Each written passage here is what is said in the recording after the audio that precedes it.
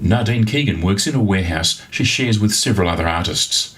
You can hear background sounds of drills and saws as they work at their various projects. Nadine explains how the special properties of glass imbue it with a kind of spirituality that meshes with her own philosophy of life. So what do you find attractive about working with glass? So many things. You can fuse it, melt it yourself, make new colours. I think about life in a spiritual way sometimes, and I think glass is the most transcendental material that you can imagine, really.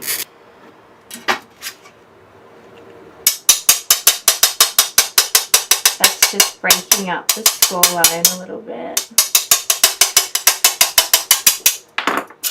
Ooh. It's up to your imagination what you do with it. So this is a tight corner, this one, so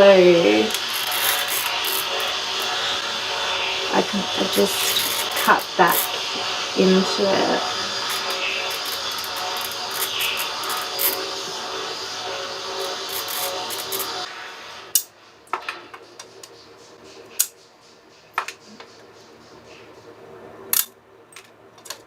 Tell me about how you started off in photography and moved to this kind of work. Yeah. So I started off doing film photography, and then got interested in anything that requires composing images and using light. I really see the connection between glass and my photography days. When I'm making an image, I feel like a lot of my compositions are what they would look like if I was looking through the camera. I've got a friend who's a ceramicist, and she just talks about the risk involved sometimes, that some things just don't work. Yeah. You fire the kiln and come back and it didn't go the way you hoped. Yeah. But you've got to take the risk to have the chance of getting something special. Oh, exactly. I think that definitely works in my favour. I'm a risk taker for sure, and I'm pretty impulsive, so I'll just have an idea and just do it straight away. But yeah, like it's you get used to things failing.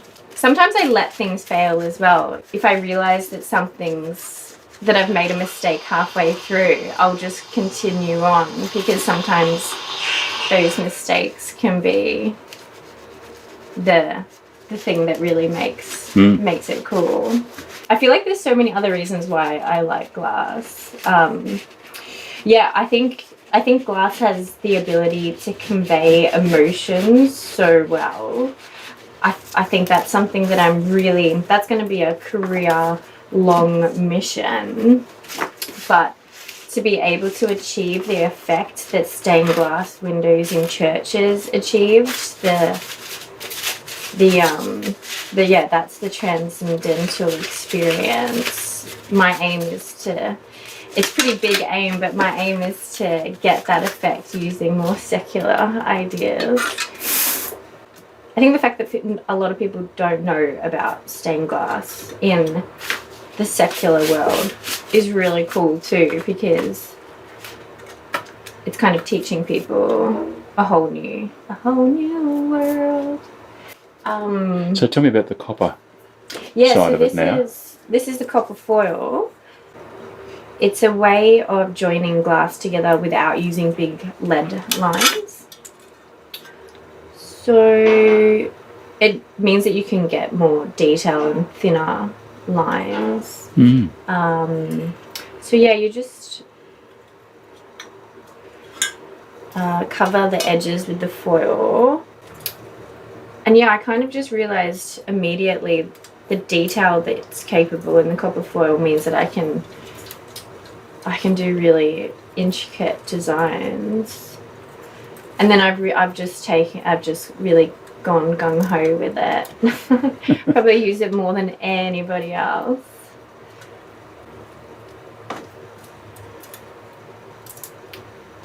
Well, probably use it.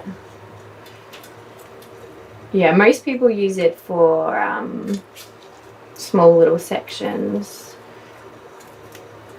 But I've found that the combination of using the foil and then this copper rebar stuff, just that allows for really strong panels. So that's a little tip, actually. You must be discovering new things like that all the time. New ways to use different materials and so on. Yeah, well, I love that. I feel like I get bored really quickly, and so I constantly want to be evolving the process, which works to my detriment sometimes, because sometimes I feel like I should stick with the one thing for the one process for a while and get really good before I move on to the next one, but that's just my own self-evaluation. But yeah, the aim is to do a whole bunch of different processes, to be confident and capable and have a big repertoire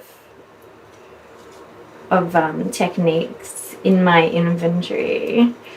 So it's really combining the fused glass and the copper foil, I found works really well. And it's so fun to experiment with new processes. It's just constant trial and error. So many failures, but that's what you got to do.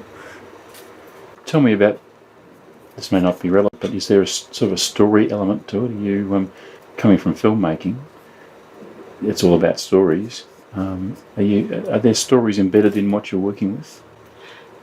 Yeah, for sure. Firstly, I think a lot of my projects at the moment are commission based, which is awesome. Like, I'm very lucky about that.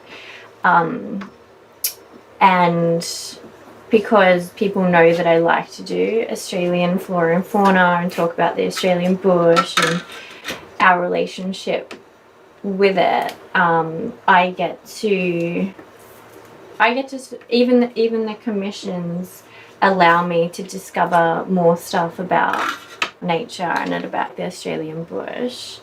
But I just want to think about how I want to say this properly, because what I want to say is that